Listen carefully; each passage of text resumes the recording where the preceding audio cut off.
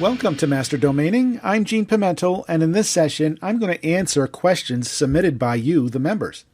This first question is a long, complex question, so it'll be the topic of this entire session.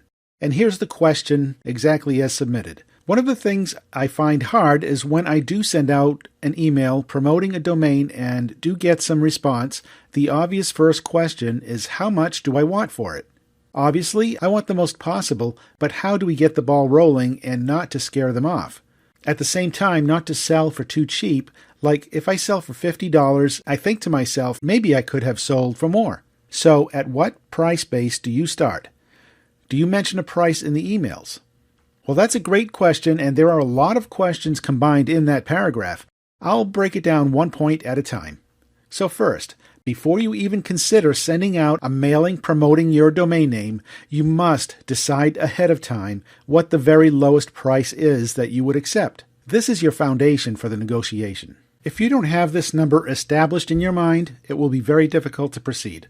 There are many nuances in deciding your rock bottom price. In some situations, you may need quick cash and will be happy to take even $50 for the domain name. On the other hand, if you're not desperate for cash, you may want to set the bar higher, maybe $200 or $500. In other cases, you may feel the domain is truly worth a lot more and you're willing to wait many months, even years, for the right buyer to offer you thousands of dollars. So the price you establish depends entirely on your needs and wants. Secondly, you should never, ever have any regrets about selling a domain name for a smaller amount than what you feel it's worth.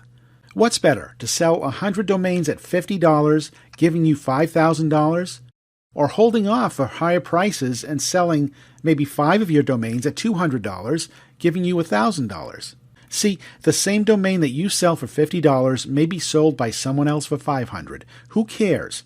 You're probably making more money than they are because the higher the price, the longer it takes to find a buyer. Also keep in mind that each seller has their own unique connections and resources. A domain name that you sell for $100 may easily be sold by that buyer for $1,000 if they have established connections who are in need of such a domain name.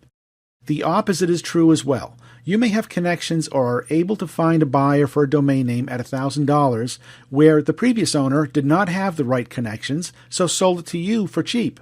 Again, don't ever second-guess yourself. If you want to sell fast, sell low. If you want to sell for optimal prices, you'll usually have a very long wait. During that long wait, you could probably have made a whole lot more money selling lots of domains low. Number 3, there are 2 different approaches when offering a domain via email. The first approach is to go in asking for a specific price up front. This is the approach to take for most run-of-the-mill domains. The second approach is used when you have a domain name that is clearly superior to run-of-the-mill domains and you don't mind waiting however long it takes to find the right buyer. With this second approach, you do not mention a price until they do. The first person to blink loses. Your goal is to generate interest first. When they ask how much you want for the domain, do not give any indication of a price. Simply tell them you are looking for offers. Let them know you're waiting on offers from others as well. The reason for this tactic is simple. In your prospect's mind, the domain may be worth a higher price than what you would ask. There are many situations where I would have been very happy with a $500 sale, but the prospective buyer offered $1,000 or $2,000. Of course, many will lowball you and offer you $50 or $100, and to those I'll either reply with, okay, $100 per month sounds good for 12 months, okay? Or I'll say something like, we're obviously very far apart in the value assessment. Both of those responses are designed to get them to keep communicating with you. It also tells them that you expect a much more realistic price. The best thing you can do in any email negotiation is to get them to continue communicating with you. The more they communicate, the more invested they become in striking a deal. If they complain that the price is more than they can afford, give them options. Why not offer a monthly payment plan of $100 or so? You retain full ownership until it's paid off, but you allow them to use the domain immediately by simply pointing the name servers to their host. You can get as creative as you want to. Maybe you'd be willing to barter with them for a product or service they offer. So the answer to the main question is every situation is different, and you need to decide on the approach that works best for your cash flow needs.